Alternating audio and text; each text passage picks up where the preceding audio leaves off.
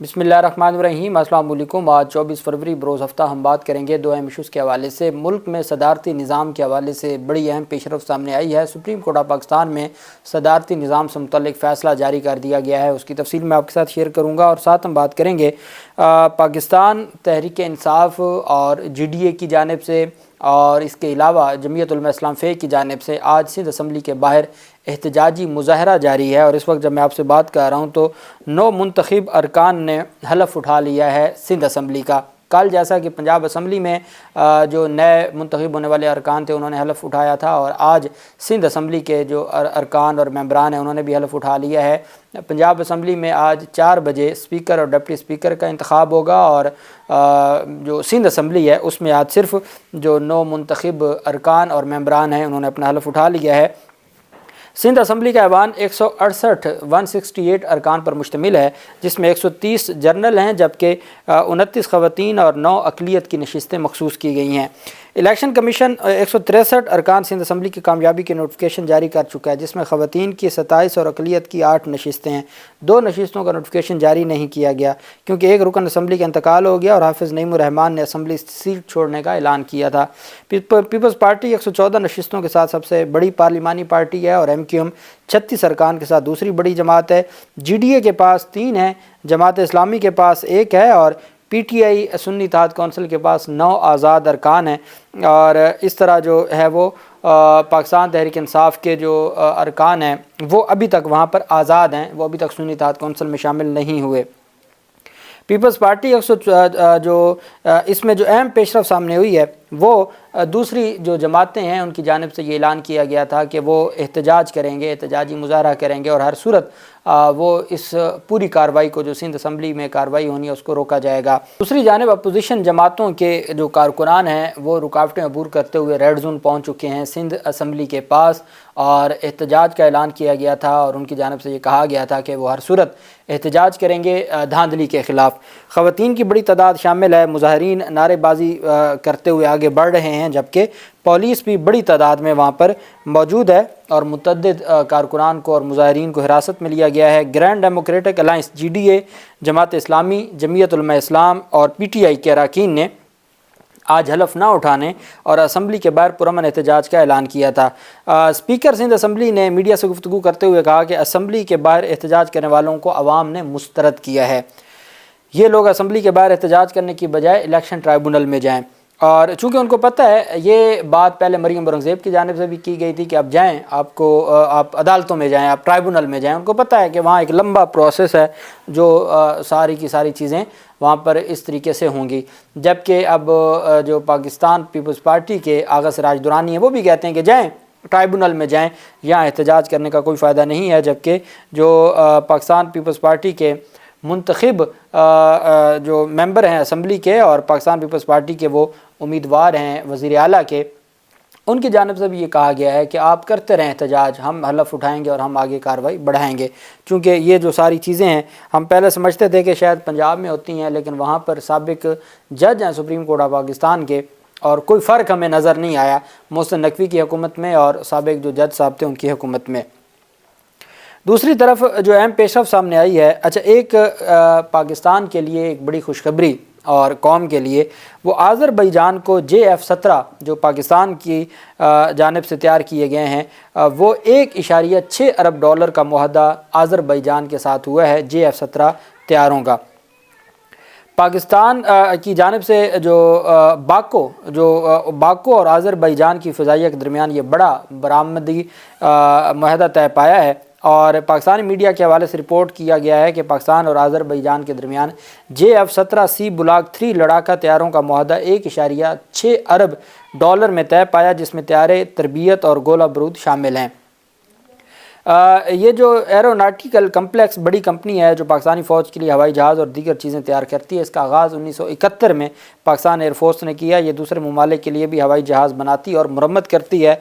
वो अपनी कुछ मसनूआत बनाने के लिए तुर्की और चीन की कंपनियों के साथ भी मिलकर काम करते हैं, और जो म्यांमार, नाइजीरिया, कतर, सऊदी अरब और मुत्तहिदा अरब अमारात में भी इस कंपनी के कारोबार हैं جو ریاستی کمپنی جس کو آپ کہہ سکتے ہیں، اور یہ اب معاہدہ سامنے آیا ہے، اور میں سمجھتا ہوں کہ بالکل اسی طریقے سے پاکستان کو ہر شعبے میں آگے بڑھنا ہوگا۔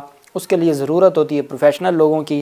ہمارے پروفیشنل لاکھوں کی تعداد میں بیرون ملک جا رہے ہیں، چونکہ یہاں روزگار نہیں دیا جاتا۔ ہمارے اعلیٰ پائے کے انجینئر، اعلیٰ پائے کے ڈاکٹرز، وہ سارے کے سارے باہر جا رہے ہیں۔ تو یہ ریاست کی ذمہ داری ہے کہ ان کو روزگار دے، ان کو عزت دے، تاکہ وہ پاکستان کے لیے پاکستان کا نام روشن کریں اور اپنی خدمات پاکستان کو دیں، اور اسی طریقے سے پاکستان ترقی کرے اور پاکستان کو فائدہ ہو۔ اب ہم آ جاتے ہیں صدارتی نظام سے متعلق جو ایک پٹیشن دائر ہوئی تھی چیف جسٹس قاضی فیاض عیسیٰ صاحب کی سربراہی میں، بینچ نے سماعت کی۔ دنیا میں دو طرح کے نظام، جو میجر دو نظام ہیں، ایک پارلیمانی نظام کہا جاتا ہے اور ایک صدارتی نظام کہا جاتا ہے۔ اگر صدارتی نظام کی مثال سمجھنا ہو تو وہ امریکہ ہے، صدارتی نظام ہے، اور اگر پارلیمانی نظام کی مثال تو وہ برطانیہ ہے۔ پاکستان میں چونکہ صدارتی بھی ہے اور ہمارا مکسچر ہے، ہمارے کانسٹیٹیوشن کو کہا جاتا ہے یہ مکسچر ہے، برٹش جو ان ریٹن کانسٹیٹیوشن ہے اور جو امریکن ریٹن کانسٹیٹیوشن ہے۔ اگر ہم ریاست مدینہ کی بات کریں اور کانسٹیٹیوشن آف مدینہ کی بات کریں تو وہ بھی ہمیں جو فیچرز ہیں کانسٹیٹیوشن کے، وہ ہمیں صدارتی نظام حکومت کی طرف لے کے جاتے ہیں، اور ہمیں یہ معلوم ہوتا ہے کہ وہ صدارتی نظام ہی تھا جو مدینہ پاک کی ریاست تھی، اس سے ملتا جلتا تھا۔ اب پاکستان میں بھی یہ آواز اٹھائی جاتی ہے، اس میں پاکستان تحریک انصاف کے سربراہ عمران خان بھی کئی دفعہ بات کر چکے ہیں۔ اب ہمارے ہاں کیا ہوتا ہے کہ وزیر اعظم جو ہیڈ آف دی اسٹیٹ ہے یا ہیڈ آف دی گورنمنٹ ہے، اس کو عوام پاکستان ڈائریکٹ منتخب نہیں کرتی، وہ ایک حلقے کا، ایک علاقے کا وہ منتخب امیدوار ہوتا ہے جو ممبر بنتا ہے نیشنل اسمبلی کا، اور پھر بارگیننگ ہوتی ہے اور اس بارگیننگ میں اس کو بنایا جاتا ہے وزیر اعظم، یا جماعتوں میں اتحاد ہوتا ہے۔ وہ پھر جو ہیڈ آف دی اسٹیٹ بنتا ہے یا ہیڈ آف دی حکومت بنتا ہے، وہ کون ہوتا ہے؟ جو ایک ایم این اے ہوتا ہے، جو ایک حلقے سے، صرف ایک حلقے کے لوگوں نے منتخب کیا ہوتا ہے، لیکن باقی حلقوں سے منتخب لوگ وہ اس کو اپنا مینڈیٹ دے دیتے ہیں اور وہ اس طریقے سے وزیر اعظم بن جاتا ہے۔ صدارتی نظام میں الیکٹورل کالج ضرور ہوتا ہے، لیکن ہر شہری اپنا صدر منتخب کرنے کے لیے اس کو پتہ ہوتا ہے کہ صدر کون ہے اور میں کس کو ووٹ دے رہا ہوں اور کون ہیڈ آف دی اسٹیٹ ہوگا۔ وہ ڈائریکٹ اس کو کہا جاتا ہے کہ وہ ڈائریکٹ الیکشن سے آتا ہے۔ پاکستان میں یا جو پارلیمانی نظام میں وزیر اعظم آتا ہے وہ انڈائریکٹ الیکشن سے آتا ہے، اور ہمارے ہاں جو صدر کا کنسیپٹ ہے وہ ویسے انڈائریکٹ ہے۔ جو پاکستان میں صدر کا کنسیپٹ ہے وہ بھی ڈائریکٹ الیکشن سے نہیں آتا، وہ انڈائریکٹ الیکشن سے آتا ہے۔ صدارتی نظام میں صدر ہمیشہ ڈائریکٹ الیکشن سے آتا ہے، اس کا جو بھی پروسیس الیکٹورل کالج ہو، جو بھی اس کا طریقہ کار ہو، لیکن وہ ڈائریکٹ الیکشن سے آتا ہے۔ اب پاکستان میں یہ آوازیں ہمیشہ اٹھائی جاتی رہیں کہ پاکستان کو بھی صدارتی نظام کی طرف لے کے جایا جائے، اور ایک آئین بھی پاکستان کا صدارتی تھا۔ تو اس حوالے سے ایک اہم درخواست تھی جو دائر کی گئی تھی چیف جسٹس آف پاکستان قاضی فیاض عیسیٰ صاحب کی عدالت میں۔ یہ کئی درخواستیں پہلے خارج ہو چکی ہیں، سپریم کورٹ کی اس کے اوپر ججمنٹس ہیں۔ سپریم کورٹ یہ کہتی ہے کہ جب ہمارا آئین آ چکا ہے، اب ہم اس آئین کے تابع ہیں۔ سپریم کورٹ صرف آپ کا وہ معاملہ سنے گی جو آئین کے مطابق ہوگا۔ اگر کوئی چیز آئین کی خلاف ورزی میں ہوگی تو سپریم کورٹ اس کو آئین کے مطابق درست تو کر سکتی ہے۔ سپریم کورٹ نیا آئین نہیں لکھ سکتی، سپریم کورٹ آئین کو چھیڑ چھاڑ نہیں سکتی، اور سپریم کورٹ آئین کے برعکس جا کے کوئی فیصلہ نہیں دے سکتی۔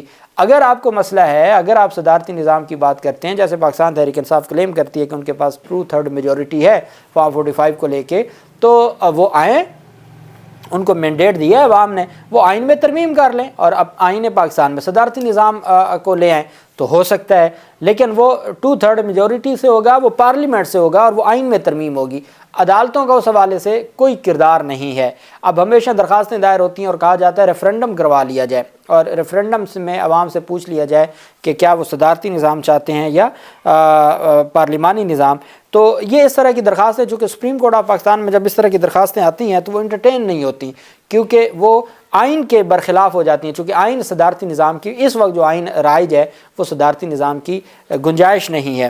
سپریم کورٹ نے ملک میں اسلامی صدارتی نظام کے نفاذ کی درخواست کو خارج کر دیا۔ چیف جسٹس قاضی فیاض عیسیٰ نے ریمارکس دیتے ہوئے کہا کہ آئین آرٹیکل 227 کے مطابق کوئی قانون قرآن و سنت کے منافی نہیں بن سکتا۔ جب کوئی قانون قرآن و سنت کے منافی نہیں بن سکتا تو اور اسلامی آئین کیا ہو سکتا ہے؟ جب ہمارے آئین نے کہہ دیا کہ پاکستان میں کوئی بھی قانون قرآن و سنت کی خلاف ورزی میں نہیں بن سکتا تو ہمارا جو آئین ہے وہ پہلے اسلامی ہے۔ تفصیلات کے مطابق سپریم کورٹ نے ملک میں اسلامی صدارتی نظام کے نفاذ کی درخواست خارج کر دی۔ درخواست گزار نے کہا کہ پاکستان میں اسلامی صدارتی نظام کا نفاذ ہونا چاہیے، وہ صدارتی بھی نہیں، وہ اسلامک جو پریزیڈنشل فارم آف گورنمنٹ ہے اس کی درخواست تھی۔ چیف جسٹس نے درخواست گزار سے مکالمے میں کہا کہ ہم بھی اسلامی نظام چاہتے ہیں، پاکستان میں پارلیمانی نظام حکومت ہے، آپ ایسا کریں، پاکستان کا آئین پڑھیں، دستور کی کتاب کا رنگ بھی سبز ہے۔ چیف جسٹس کا کہنا تھا کہ آئین کا آغاز اللہ کے ذکر سے ہوتا ہے، قرآن پاک کا آئین میں ذکر ہے۔ آرٹیکل 227 کے مطابق کوئی قانون قرآن و سنت کے منافی نہیں بن سکتا۔ چیف جسٹس نے درخواست گزار سے استفسار کیا کہ آپ کو ان باتوں سے اختلاف ہے؟ کیا آپ صدارتی نظام میں صدر بننا چاہتے ہیں؟ آپ کیوں تمام اختیارات فرد واحد کو دینے کے لیے صدارتی نظام چاہتے ہیں؟ آپ اب جو پڑھ رہے ہیں وہ آئین پاکستان نہیں ہے۔ درخواست گزار کا کہنا تھا کہ مجھے آئین پاکستان کا مطالعہ کرنے کی مہلت دے دیں، جس پر چیف جسٹس قاضی فیاض حسن نے کہا کہ ہم یہ درخواست خارج کرتے ہیں، آپ آئین پڑھیں، پھر اگر آپ کو لگے تو نئی درخواست آپ دائر کر سکتے ہیں۔ اہم چیز یہ تھی کہ سپریم کورٹ آف پاکستان کے جو چیف جسٹس ہیں قاضی فیاض حسن صاحب، انہوں نے یہ فرمایا کہ صدر کے پاس تمام کے تمام ایک فرد واحد کے پاس اختیارات آپ کیوں دینا چاہتے ہیں؟ میرے خیال میں جتنی میری امریکن کانسٹیٹیوشن کو ہم پڑھیں یا ہم دیکھتے بھی ہیں تو یہ فرد واحد سے مراد یہ نہیں ہوتا کہ صدارتی نظام میں صرف ایک شخص کے پاس سارے کے سارے اختیارات ہوتے ہیں، وہ بھی پارلیمنٹ ہے، وہاں بھی 3 پلرز ہیں ان کے بھی آئین کے، جہاں پارلیمنٹ کی بات ہوتی ہے، کانگریس ان کی، اس کے بعد بات کی جاتی ہے جس میں ہاؤس آف جو ان کے ہیں۔ اچھا، اس میں اہم چیز کیا ہوگی کہ جی وہاں جو سپریشن آف پاور کی تھیوری ہے، وہاں ریویو کی تھیوری ہے کہ سپریم کورٹ آف پاکستان جو سپریم کورٹ آف امریکہ ہے وہ تمام معاملات کو دیکھ رہی ہوتی ہے۔ صدر کے معاملات کو بھی امپیچمنٹ کا وہاں کنسیپٹ ہے، صدر کی امپیچمنٹ کا کنسیپٹ ہے، اور وہاں باقاعدہ ہوئی ہے امپیچمنٹ۔ تو کہنے کا یہ مطلب ہے کہ صدارتی نظام سے ہرگز یہ صرف مراد نہیں ہے کہ کسی فرد واحد کے پاس اختیار آ جاتا ہے۔ اب ہم نے ہمارے ملک میں جس پارلیمنٹ کی ہم بات کرتے ہیں، ایک بندہ لنڈن بیٹھا تھا، وہ وزیر اعظم بھی نہیں تھا، اس کے پاس کوئی عہدہ نہیں تھا، لیکن وہ حکومت تو وہ چلا رہا تھا، اور یہاں پہ جو حکومت تھی وہ انڈائریکٹ وہ چلا رہے تھے۔ تو اس کا مطلب یہ ہوا کہ ہمارے ہاں بھی پارلیمنٹ جو آئین نے کہی تھی اگر اس کے مطابق بھی رائج ہوتی تو پھر بھی کوئی مسئلہ نہیں تھا، لیکن چونکہ ہمارے ہاں تو کوئی نظام ہے ہی نہیں، ہمارے ہاں نظام ہے جو جس کی لاٹھی اس کی بھینس، اس طریقے کا نظام ہے جو چلایا جا رہا ہے۔ بہرحال سپریم کورٹ آف پاکستان نے صدارتی نظام سے متعلق درخواست کو پریلیمنری ابتدائی طور پر خارج کر دیا۔ اللہ پاک پاکستان کا حامی و ناصر ہو۔ بہت شکریہ۔ اللہ حافظ۔ پاکستان زندہ باد۔